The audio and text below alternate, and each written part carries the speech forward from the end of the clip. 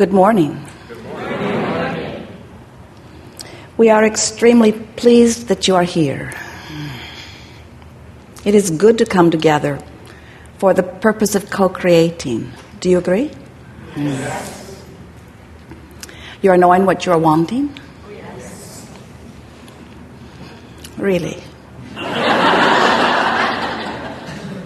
Well, we believe that you do, to some extent. In other words, knowing what you don't want helps you to know what you do want, doesn't it? Someone said to us one day, when we were trying to get them to focus upon positive things, and we sort of laid out a list of positive things that she might think about, and she said, "Oh, Abraham, I don't want those. I've already got those."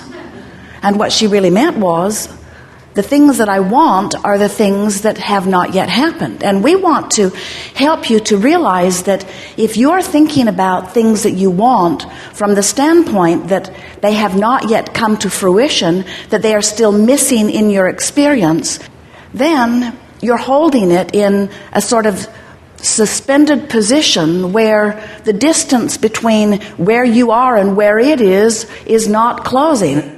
So what we're wanting you to realize is you have these patterns of thought, and law of attraction is helping you to sustain the pattern of thought that you have. A belief is just a thought you keep thinking.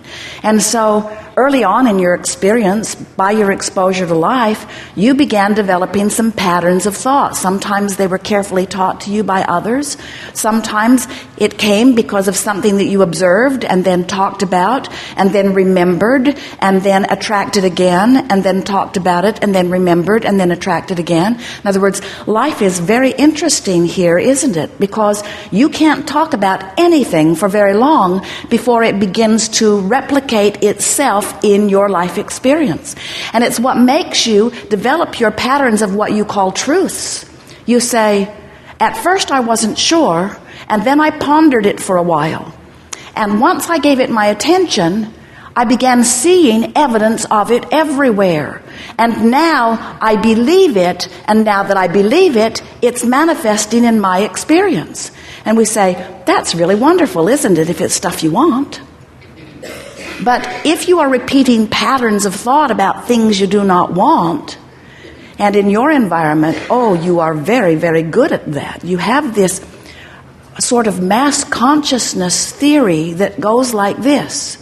If we don't beat the drum of our history, we are sure to repeat it again. And we say, the contrary is true.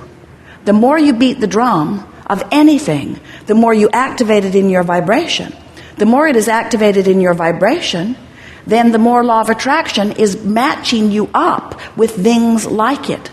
And the more law of attraction is matching you up with things like it, the more you observe it. And the more you observe it, the more you talk about it. The more you talk about it and observe it, the more you beat the drum of it or offer the vibration of it. The more you offer the vibration of it, the more law of attraction matches you up with it. The more law of attraction matches you up with it, the more you're living it, the more you're talking about it, the more you're beating the drum of it, the more you're offering the vibration of it.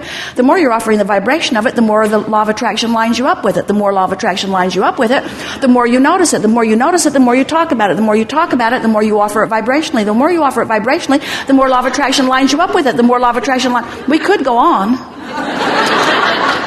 Your life experience is showing you that. You just cannot keep telling the same story without continuing to live the same circumstances.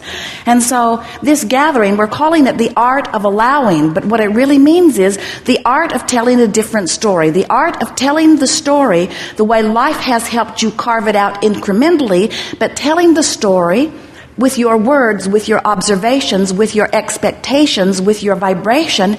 Then when law of attraction is responding to your deliberate offering of thought, now you're getting what you want, not just what you're observing. Are there things in your life that are as you want them to be? Keep telling that story. Are there things in your life that are not as you want it to be? Don't tell that story. You cannot choose something that feels better until you are aware of what you are choosing. So, relief is the order of business. What do you want to talk about? Oh, you have come with some things. Thank you very much. This veritable fortune that I've been amassing for so long. Don't use sarcasm now. Oh.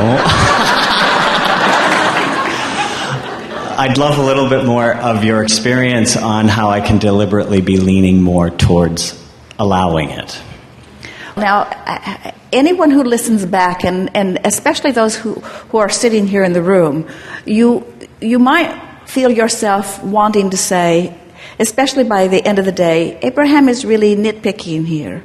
But we want you to feel, if you can, the feeling place from which that question comes.